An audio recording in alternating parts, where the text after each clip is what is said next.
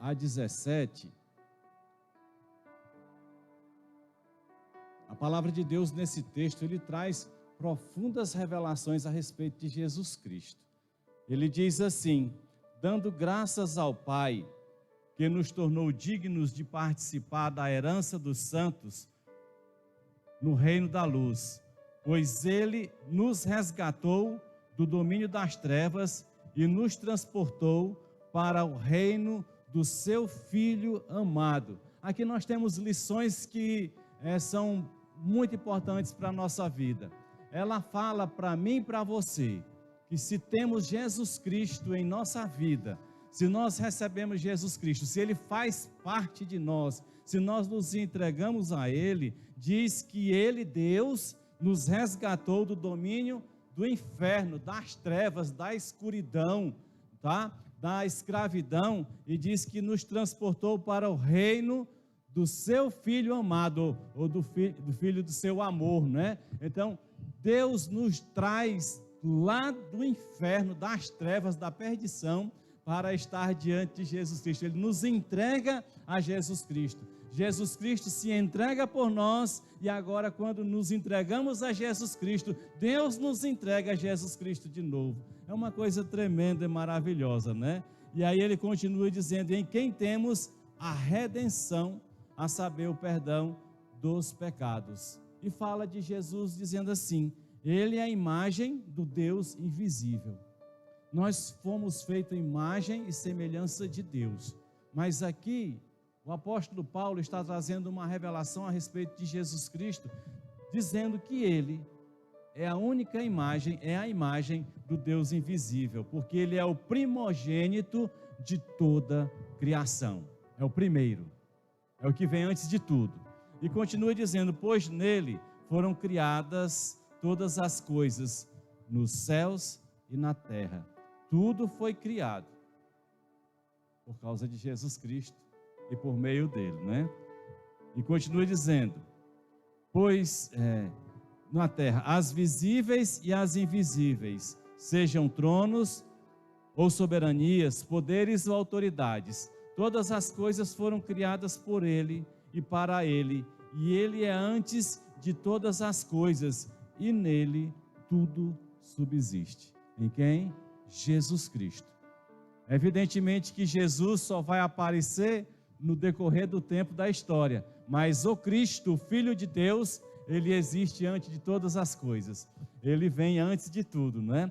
Por isso que antes que Deus dissesse haja luz, ele até disse haja cruz, porque lá antes ele já estava preparando Jesus para chegar até entre nós, né? E quando a gente fala disso, a gente vai lembrar da criação. E Deus, a primícia da criação de Deus, a excelência da criação de Deus na terra, a gente sabe que é o ser humano. Não é orgulho nem vaidade nossa não, né? Mas a gente é melhor do que as cobras, do que as cabras, do que os jegues, né? Do que os cachorros. Nós somos melhores, apesar de ter pessoa que trata cachorro melhor do que a gente, viu? Né? Estão fazendo até aniversário para cachorro e contratando banda de música, viu, já, né? E tem buffet, né? Sem falar que tem hotel 5 estrelas. Então, alguma coisa está errada por aí, viu? Mas a criação perfeita de Deus é o homem. Sou eu e você. Por mais que a gente não ache. Mas houve um problema. Porque Deus fez o homem perfeito. O homem tem uma queda. E nessa queda vem o pecado. E aí transforma o homem em um ser imperfeito. Por isso aí é que está o grande problema. Mas com a imperfeição que o homem se tornou, não foi que Deus tornou, que o homem se tornou, Deus ele vai providenciar algo extraordinário, né? Ele vai providenciar aquele que João Batista diz: eis o Cordeiro de Deus que tira o pecado do mundo, né? E quando você abre em 1 Pedro, capítulo 1, versos 18 a 20, a palavra de Deus vai dizer assim para nós: pois vocês sabem que não foi por meio de coisas perecíveis, como prata ou ouro, que vocês foram redimidos da sua maneira vazia de viver, que lhes foi transmitida por seus antepassados.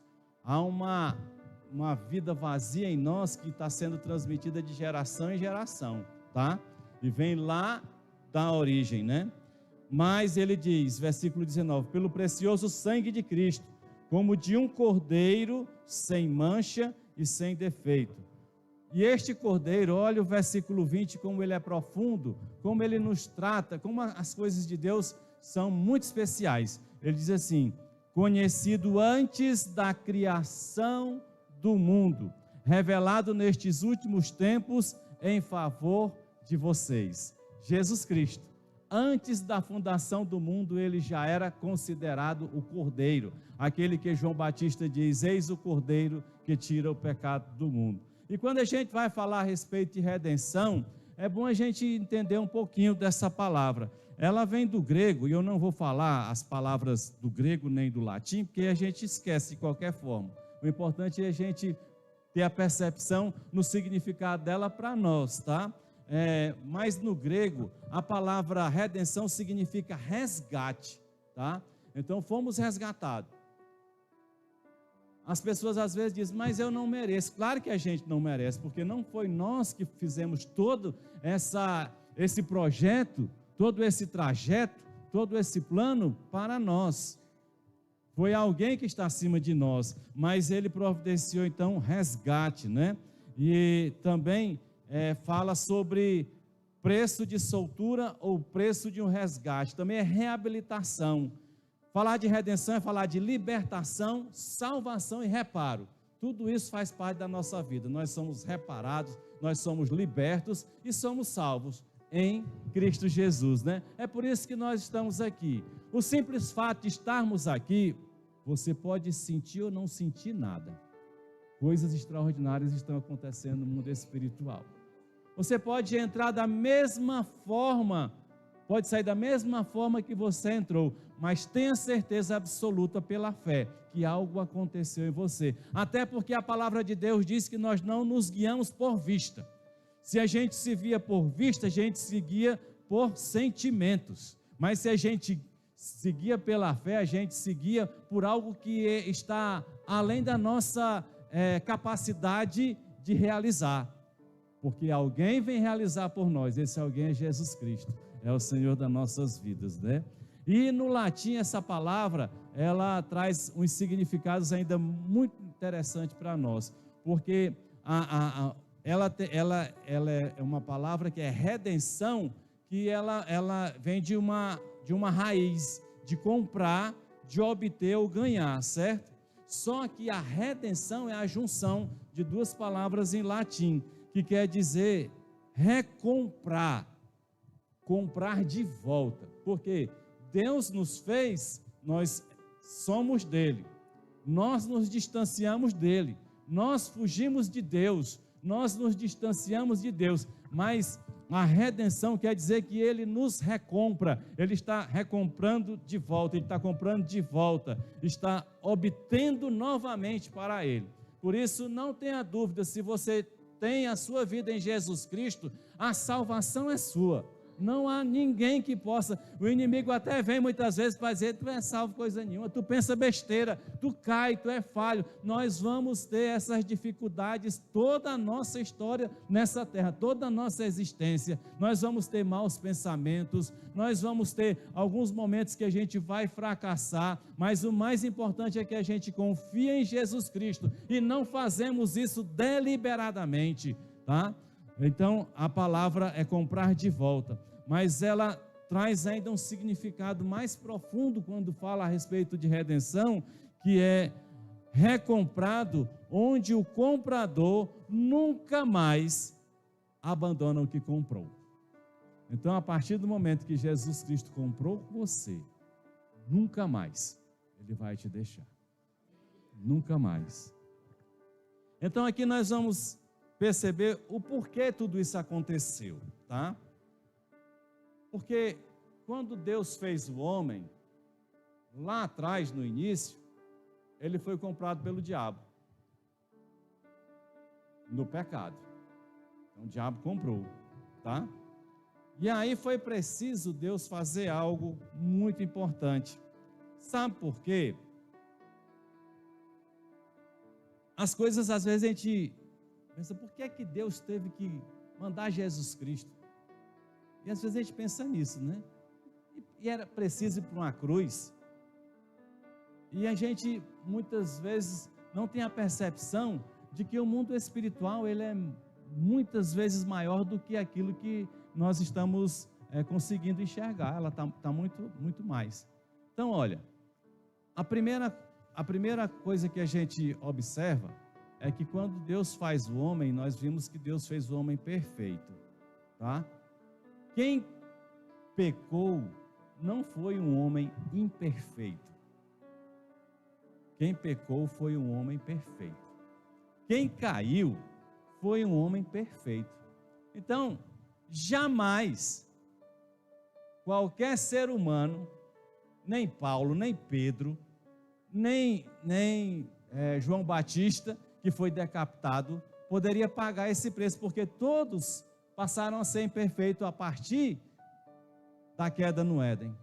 Mas aquela queda foi de alguém que era perfeito.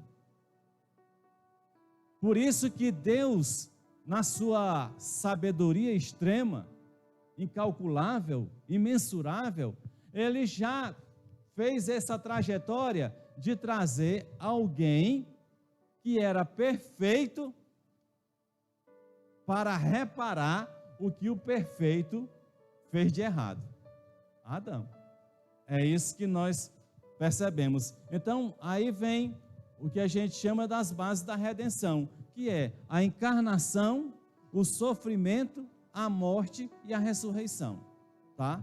Então, essas quatro bases é que leva a gente entender que só Deus poderia providenciar algo tão extraordinário para que nós pudéssemos ter essa salvação. E é por isso que a gente tem que agradecer a Deus todo dia pela salvação, tá? A gente agradece a Deus todo dia pelo feijão que come, porque a gente gosta dele entrando na boca, né? Aquele feijãozinho e tal, aquela coisa toda. Outros gostam de picanha, outros de pizza, né? Mas a gente agradece a Deus todo dia. Mas a gente precisa aprender a agradecer a Deus todo dia pela salvação, porque foi algo muito profundo, extraordinário, além da nossa capacidade, além da capacidade de qualquer homem realizar, né? Aí quando a gente vai perceber a encarnação, a primeira base, João 1,14, diz assim, João 1,14, aquele que a palavra tornou-se carne e viveu entre nós, né? O verbo se fez carne, né? Na sua Bíblia, né? Pode ser assim, aqui é NVI, aí diz, aquele que a palavra tornou-se carne e viveu entre nós, vimos a sua glória como do unigênito vindo do Pai, e foi mesmo, do unigênito, porque a gente sem entender, porque a gente vai morrer e não vai entender o que é trindade, a gente vai morrer e não vai entender o que é trindade, porque isso é lá com Deus. Porque esse 3 em 1, não é como o som 3 em 1 que tinha antigamente não, que era radiola, rádio e toca-fita, que era o 3 em 1, né? O que Deus é, na sua perfeição, a gente não consegue entender não, muita gente quer descobrir, eu já sei o que é a trindade, muita gente procura saber coisas que não, o que a gente tem que entender é que nós somos seres humanos que caímos, pecamos e somos carentes dele, né? É isso a gente tem que entender bem direitinho, né? Tá certo? Aí ele diz que fez carne e habitou. Como Adão antes do pecado era um ser perfeito, até o dia que pecou, né? Tá certo? Então, para pagar pelo erro de Adão, era preciso um ser humano perfeito, ou seja, ter natureza humana, mas dignidade infinita. Para ter dignidade infinita, ninguém na terra tinha. Dignidade infinita, só Jesus Cristo. E também tinha natureza humana. Jesus chorou, Jesus comeu peixe, Jesus, ele foi para a festa, Jesus se alegrou, então era ser humano, tá? Jesus teve fome, Jesus teve sede, lá no deserto, a gente tem tudo isso, né? Tá? Então, mas ele tinha natureza humana, mas ele tinha dignidade infinita, ou seja, ele nunca pecou e era um ser eterno, tá? E 1 João 4,2 então vai dizer para a gente: vocês podem reconhecer o Espírito de Deus deste modo. Todo aquele que confessa que Jesus Cristo veio em carne procede de Deus. Porque ele tem dignidade infinita, Jesus. Ele veio de Deus. E quem confessa Jesus Cristo, ele também vai proceder de Deus. Porque ele está confessando Jesus Cristo. E Filipenses 2, 5 a 8, falando ainda a respeito da primeira base, que é a encarnação, nós vamos ter aqui o seguinte, que ele diz assim, Filipenses 2, 5 a 8. Seja a atitude de vocês a mesma de Cristo Jesus, que embora sendo Deus, não considerou que o ser igual a Deus era algo a que devia apegar-se, tornou-se homem. Mas esvaziou-se a si mesmo, vindo a ser servo, tornando-se semelhante aos homens. E sendo encontrado em forma humana, humilhou-se a si mesmo e foi obediente até a morte e morte de cruz.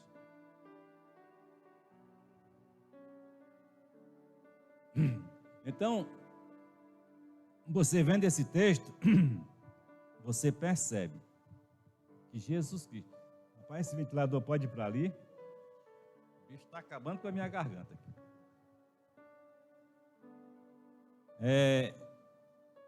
Ele sendo encontrado em forma humana, humilhou-se a si mesmo e foi obediente até a morte e morte de cruz. Aqui está todo o traçado dele. E aí a gente vem com uma indagação.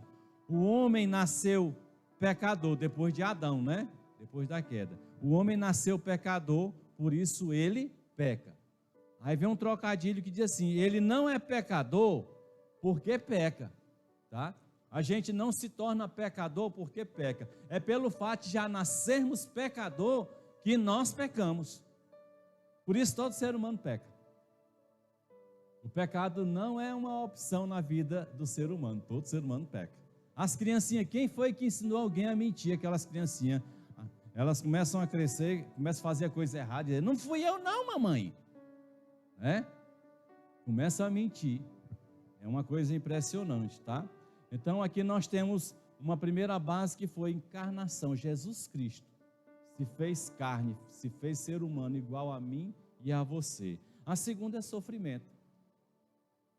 Ele teve que sofrer.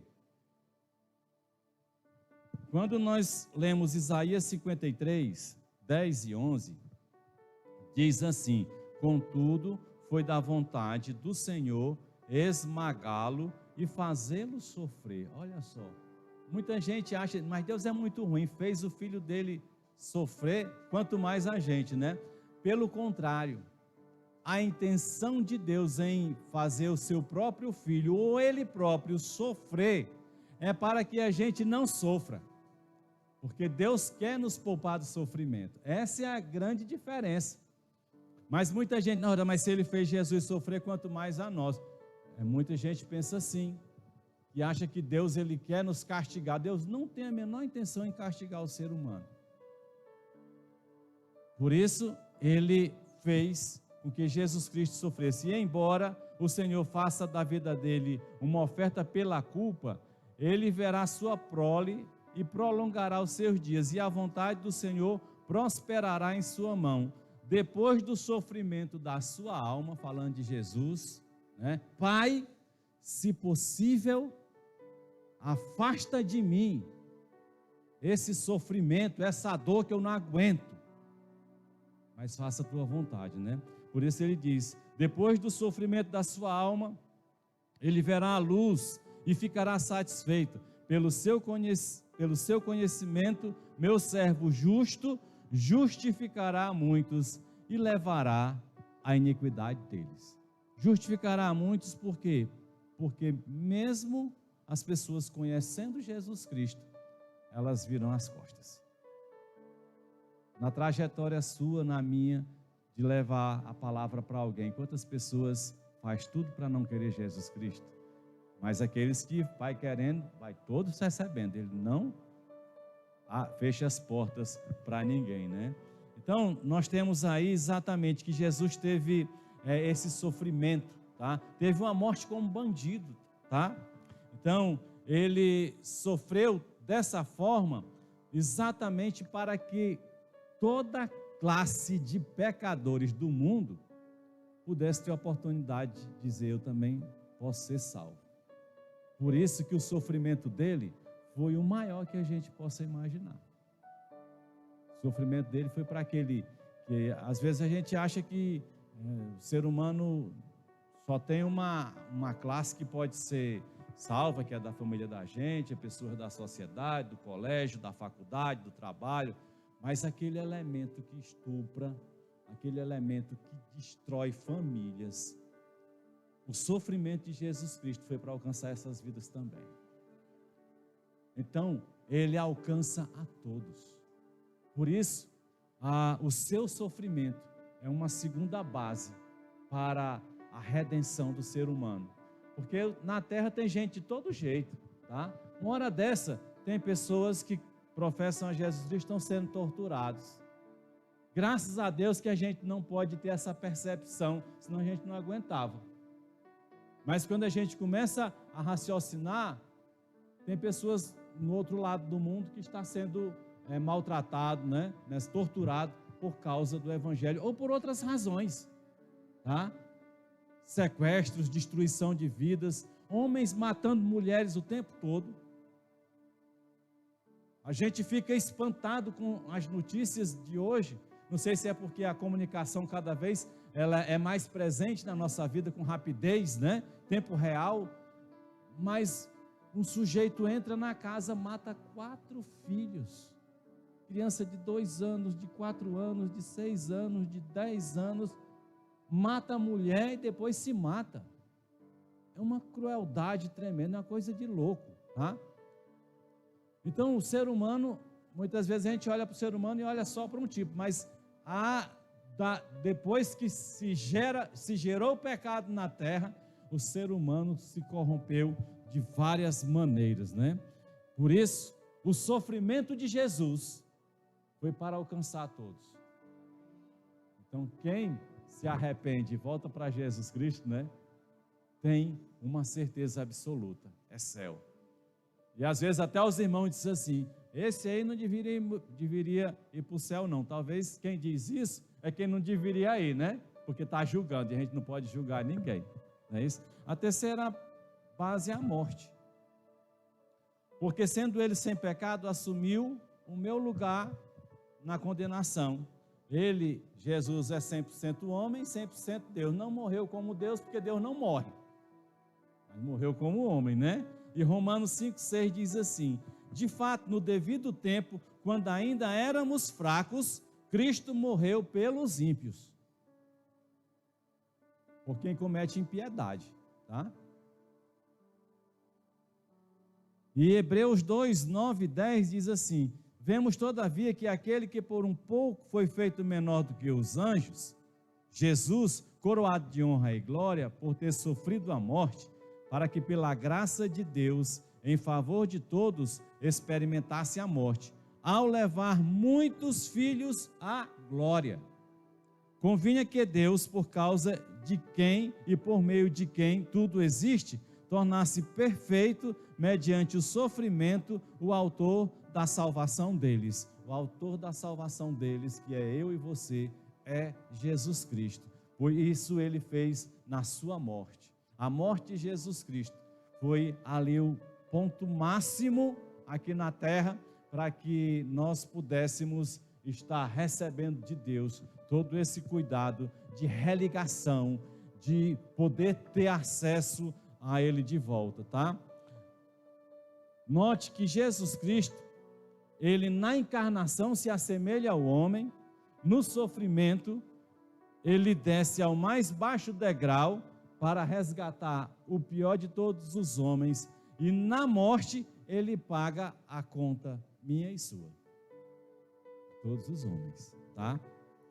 E Hebreus 9, 16, 17 diz assim: no caso de um testamento, é necessário que comprove a morte daquele que o fez, pois um testamento só é validado no caso de morte, uma vez que nunca vigora enquanto está vivo aquele que o fez. Então, se a pessoa faz um testamento, tem muitos bens, e faz um testamento e deixa alguns bens para alguém, aqueles bens só vai chegar para a pessoa depois que ela morrer, tá? Enquanto ela não morrer, a pessoa não tem direito. Pode estar o testamentozinho, as testemunhas, está lacrado lá no cartório, ele não pega nada, não tem nada.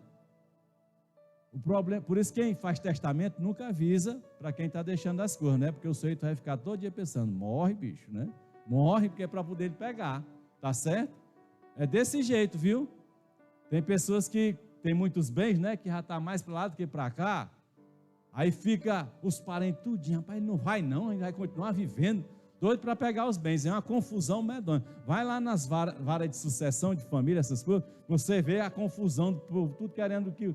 E na hora do enterro, quando a pessoa tem muitos bens, eu já fico dizendo, não, vou ficar com essa casa, outro, não, há confusão dentro do enterro, porque as pessoas querem, mas as pessoas só vão ter acesso aos bens depois que o outro morre. Ah, entrou em coma, está lá, não tem acesso, porque em coma está vivo. Só depois do atestado de óbito é que tem direito. Jesus Cristo morreu, porque aquela cruz ali tirou o sangue dele todinho, arrebentado. Eu acredito que se não fosse a cruz, ele já ia morrer com aquele sofrimento que ele teve com aquele chicote, não é? Não tinha como escapar do negócio daquele, de tanto sofrimento, de rasgar a carne todinha com aquelas pontas de ferro enferrujada, né? Tá? Mas ele morreu. E quando ele morre, a palavra de Deus diz que o testamento deixado passou a ser nosso. Então os bens de Jesus, nosso Senhor, nosso Salvador, também pertencem a nós porque ele morreu. O testamento passou a ter valor. Então você tem direito. Você tem direito à vida eterna com ele. Você tem direito ao céu.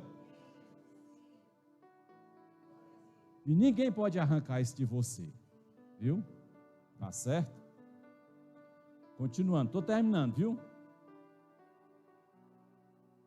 Colossenses 1:22 diz assim: mas agora ele reconciliou pelo corpo físico de Cristo, mediante a morte, para apresentá-los diante dele, santos, inculpáveis e livres de qualquer acusação. O diabo não pode nem dizer nada contra você, porque Jesus Cristo, o sangue dele agora está em você. E o testamento de Jesus é que aquele sangue derramado na cruz do Calvário alcançou a mim e a você e foi espargido sobre nós, tá? E para finalizar, a última base de redenção, baseado nessa meditação aqui, é a ressurreição. Porque se não tivesse Jesus ressuscitado, aí tinha um problema para nós, né? Tudo deu certinho, mas na hora final complicou, né? 1 Coríntios diz uma coisa bem interessante. 1 Coríntios 15, 53, 54. Pois é necessário que aquilo que é corruptível se revista de incorruptibilidade, e aquilo que é mortal se revista de imortalidade. Quando, porém, o que é corruptível se revestir de incorruptibilidade, e o que é mortal de imortalidade, então se cumprirá a palavra que está escrita: a morte foi destruída pela vitória. A ressurreição de Jesus, após a sua morte na cruz do Calvário, nos dá a certeza de que a morte morreu. A morte foi destruída. Você pode parar a sua existência nessa terra, mas ela vai continuar, porque você vai continuar vivo. Na morte, Jesus paga a dívida. Na ressurreição, Jesus triunfa sobre a morte, vence a morte. Ele é o primeiro e ele vivo está, viu? 1 Coríntios 15, 12 a 21, ora, uma confusão que aconteceu lá e acontece nos dias de hoje também. Muita gente quer confundir a cabeça da gente, desse mesmo jeitinho aqui, tá? Com os sofismas, com essas coisas aí, que ficam inventando. Diz assim, ora, se está sendo pregado que Cristo ressuscitou dentre os mortos, como alguns de vocês estão dizendo que não existe ressurreição dos mortos, Os saduceus diziam isso, né? Não, esse negócio de morte e de ressurreição, isso não existe não, tá? E se não há ressurreição dos mortos, então nem mesmo Cristo ressuscitou. E Paulo continua dizendo, se Cristo não ressuscitou, é inútil a nossa pregação, como também é inútil a fé que vocês têm. Mas que é isso? Seremos considerados falsas testemunhas de Deus, pois contra ele testemunhamos que ressuscitou a Cristo dentre os mortos. Mas se de fato os mortos não ressuscitam, ele também não ressuscitou a Cristo. Pois se os mortos não ressuscitam, nem mesmo Cristo ressuscitou, por causa da confusão que estavam dizendo que Cristo não tinha ressuscitado, tá? 17. E se Cristo não ressuscitou, inútil é a fé que vocês têm e ainda estão em seus pecados. Neste caso, também os que dormiram em Cristo estão perdidos. Estava todo mundo numa situação difícil, baseado aí nos saduceus e no que muita gente diz. Aí, não, pai, isso não existe não. E tem pessoas hoje, pasmem, tem pessoas saindo da igreja que professa Jesus Cristo para ir para uma igreja do judaísmo, que nega Jesus Cristo e diz que Jesus Cristo não é nada. Se é o único que veio da glória e passou por tudo isso. E tem uns querendo ir para onde nunca veio, o judaísmo. Eu tenho tido notícias de pessoas assim. É impressionante, né?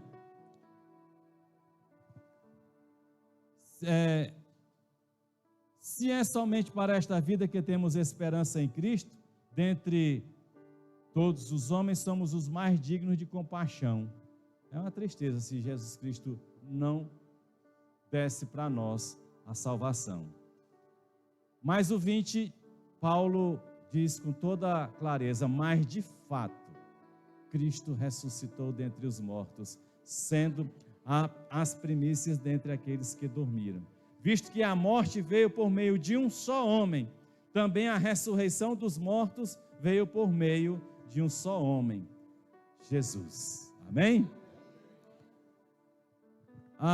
Nessa ressurreição, preste bem atenção, para você não perder o fim da história, para você não saber, e agora, o que é que eu faço? É ou não é? Quando Jesus ressurge dentre os mortos, tá? Ele é levado, quando ele morre, ele é levado lá daquela cruz do Calvário, né? Olha, um grande milagre aconteceu entre a cruz e a tumba. Sabe qual foi? É que todo morto em cruz era bandido, certo? E bandido não poderia ser enterrado, não poderia ter um sepultamento digno. Tinha que ser jogado lá no Vale da Maldição, no Vale do Inom. Era um lugar onde tinha dejetos, porcaria de todo jeito, lixo. Então, todo crucificado era jogado ali, ninguém podia pegar. E Jesus Cristo era o destino dele, porque ele morreu numa cruz, ele morreu como bandido. Só que Deus já tinha providenciado José de Arimateia, que chega para Pilatos, amigo de Pilatos, homem poderoso, rico, José de Arimateia, e disse, me dá o corpo dele. Imediatamente Pilatos faz lá um decreto dizendo, o corpo deste Jesus Cristo seja entregue a José de Arimateia para que ele faça o sepultamento onde ele quiser. Ele faz o decreto, viu? Porque os romanos já tinham uma legislação já avançada naquela época.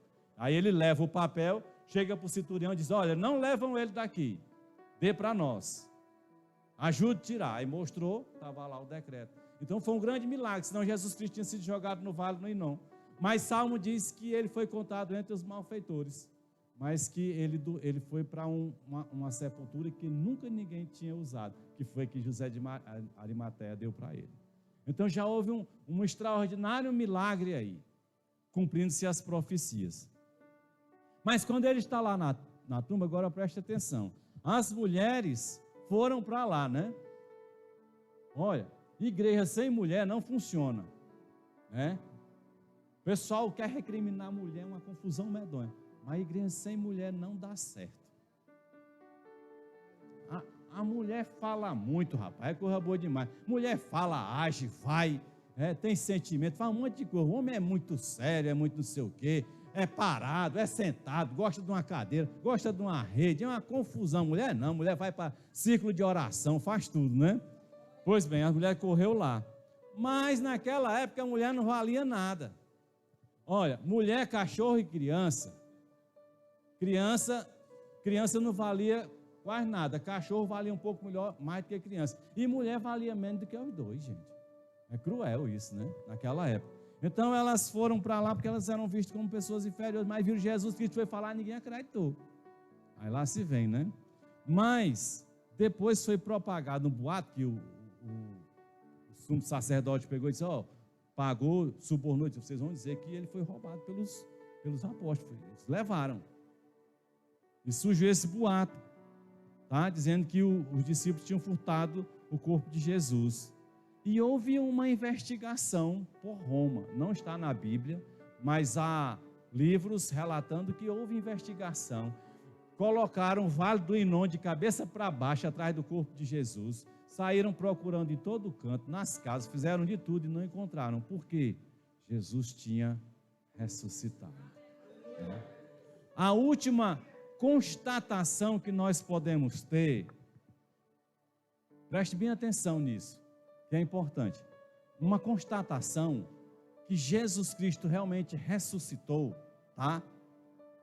Testado, é que se ele não tivesse ressuscitado, tivesse sido levado pelos apóstolos, aí eu pergunto para vocês, qual é o apóstolo que ia morrer, ser decapitado, entregar a sua vida, sabendo que Jesus Cristo não tinha ressuscitado?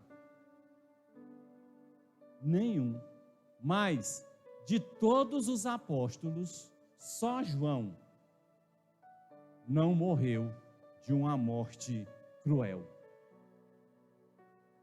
Todos os apóstolos, para provar para a gente que eles viram Jesus vivo. Porque ninguém morre, ninguém sofre assim se não tiver algo muito forte dentro de si para entregar. Então houve essa constatação. Estevão foi o primeiro ali apedrejado, falando a palavra de Deus. Então, meus queridos, 1 Coríntios 6,14 diz, por seu poder, Deus ressuscitou o Senhor e também nos ressuscitará. Então, se você ainda não tem Jesus Cristo,